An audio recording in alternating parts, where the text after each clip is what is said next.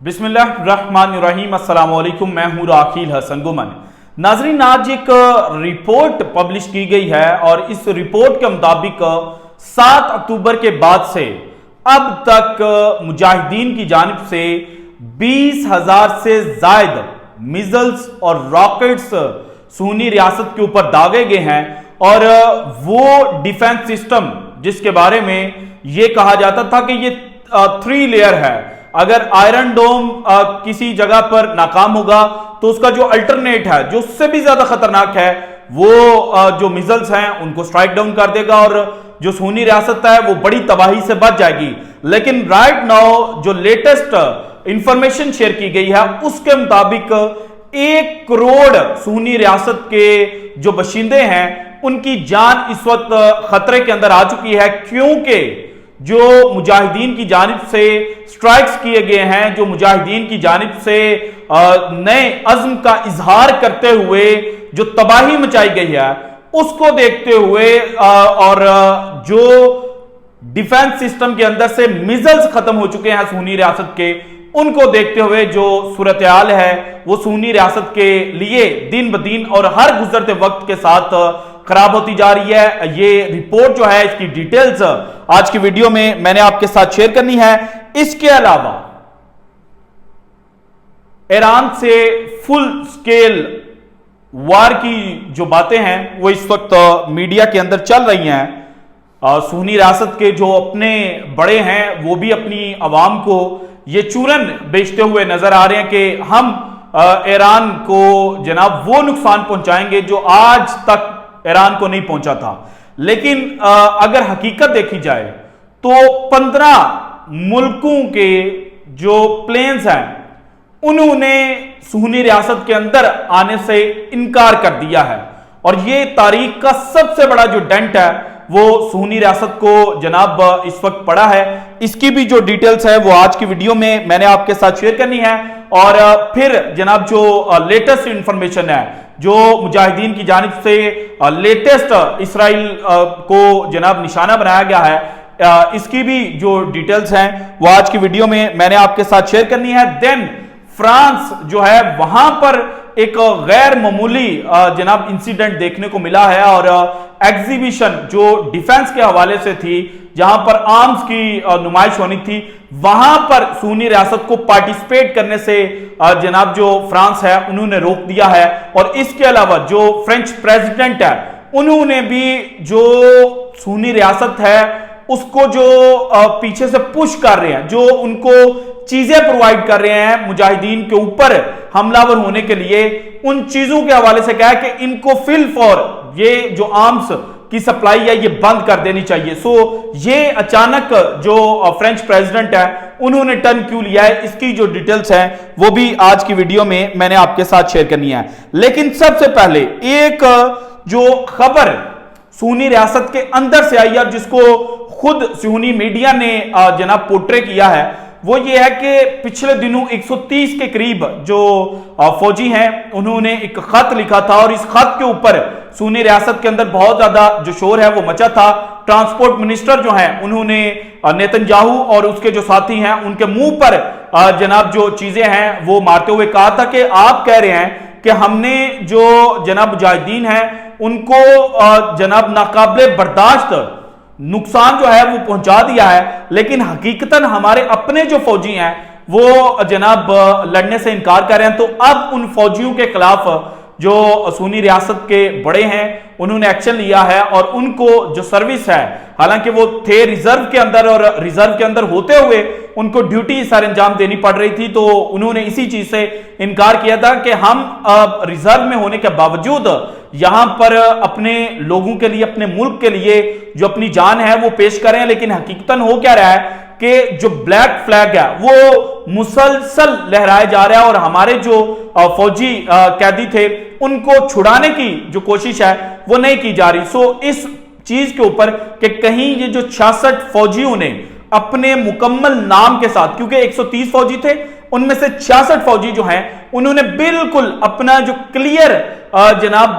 नाम और second name है उसके साथ चीजें लिखी थी, तो कहीं इन 66 फौजियों के पीछे जो बाकी फौजी हैं वो ना चल पड़े, इसलिए इनको सर्विस से मुअत्तल किया गया है। और इनको मुअत्तल करने के ऊपर जो अपनी इनकी फौज है उसके अंदर से ये आवाजें उठी हैं कि ये हम पर जो मुजाहिदीन हमलावर होते हैं उससे भी खतरनाक हमला है कि हमने जिस मुल्क को, जिस स्टेट को, जिसको बचाने के लिए अपना सब कुछ दिया और जिसके लिए हमने जनाब अपनी नींदें कुर्बान की, वहीं आज हमें जनाब ओन नहीं कर रहे क्योंकि हमने एक स्टांस लिया है। सुन्नी रियासत जो है उसके जो अपने फौजी हैं वो जनाब खुलकर बोलना शुरू हो चुके हैं और ये एक नया प्रेसिडेंट जो है वो सेट हुआ है और ये आगे चलकर एक बड़ा जो सानिया है वो सुन्नी रियासत के लिए हो सकता है। इसके अलावा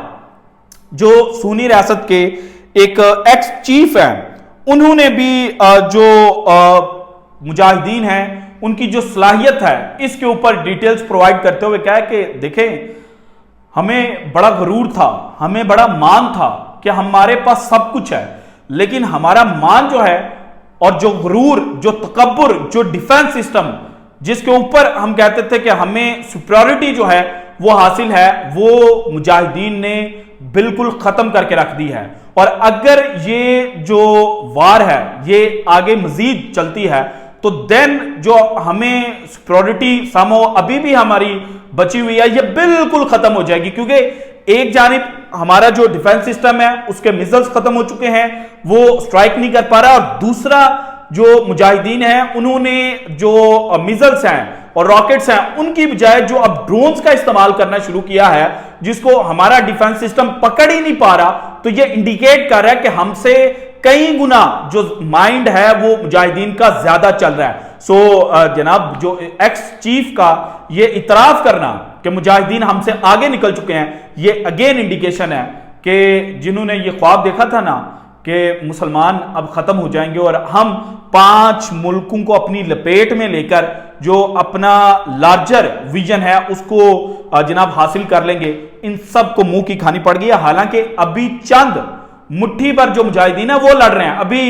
जनाब इनकी हमायत में जो कुछ मुसलमान मुल्क हैं वो पेश हैं और उनके हिस्से के ऊपर भी ये कब्जा करना चाहते हैं। अगर उनको होश आ गई और वो उठ पड़े तो देन आप सोचें कि इनको किस किस्म का जो नुकसान है वो बियर करना पड़ सकता है। इसके अलावा जनाब एक और स्टेटमेंट जो एक्स चीफ की जानिब से आई वो ये भी थी कि हम मुजाहिदीन को काउंटर नहीं कर पा रहे, हम उनके ड्रोन्स को पकड़ नहीं पा रहे, लेकिन वो हमारे ड्रोन्स को अब मार गिरा रहे हैं। दैट मीन्स कि चीजें जो हैं वो अब मुजाहिदीन के हक में ज्यादा जा चुकी हैं। इसके अलावा जो चीज इस वक्त अगेन सुन्नी रियासत के मुंह पर पड़ी है वो ये है कि इन्होंने बड़ी कोशिश की कि जो ईरान की फोर्स है उसको किसी ना किसी तरह से जो अस्करियत पसंद या यूएन या जो वेस्टर्न कंट्रीज हैं उनकी बदौलत जो टेररिज्म फोर्स है उसके अंदर दाखिल करवा दिया जाए और फिर हम कहेंगे कि हम तो जो जनाब अस्करियत पसंद है उनके ऊपर हमलावर हो रहे हैं। लेकिन जनाब जो इंग्लैंड है, जो ब्रिटिश गवर्नमेंट है, उन्होंने अब इनकार कर दिया है और ईरान इंटरनेशनल ने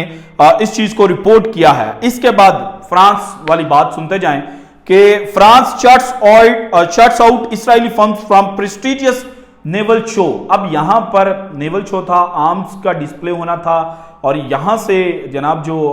इंटरनेशनल बायर्स होते हैं वो असाइनमेंट्स देते हैं कि हमें ये चीज चाहिए तो हम हमें प्रोवाइड करें। लेकिन फ्रांस ने कहा कि आप चूंकि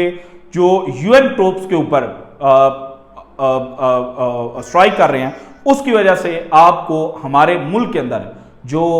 नेवल एग्जीबिशन है उसके अंदर शिरकत की इजाजत नहीं है। इसके बाद मैक्रोन जो फ्रेंच प्रेसिडेंट है उन्होंने अगेन फिर कहा है कि हम इस सुन्नी रियासत को वो चीज नहीं दे रहे